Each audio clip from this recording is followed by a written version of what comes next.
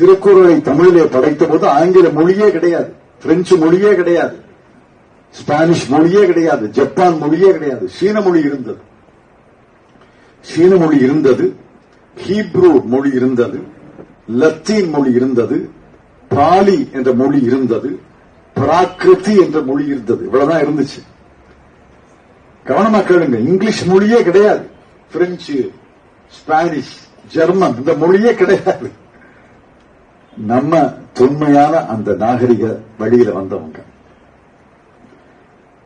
ஆகவேதான் இந்த இனத்துக்கு ஒரு குணம் இருக்கு. இந்த குணம் என்ன?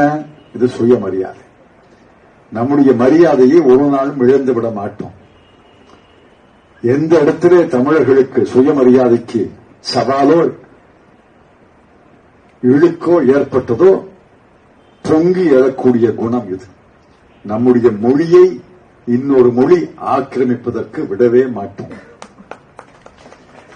நம்முடைய பழக்க வழக்கங்களை சனாதன தர்ம பழக்க வழக்கங்கள் ஆக்கிரமிப்பதற்கு இடம் அளிக்கவே மாட்டோம். தமிழ் மொழி மீது இந்தி மொழியை திணிப்பதுதான் பாரதிய ஜனதா கட்சியின் கொள்கை. தமிழ் சமுதாயத்தின் மீது சனாதன தர்மத்தை திணிப்பதுதான் பாரதிய ஜனதா கட்சியின் கொள்கை.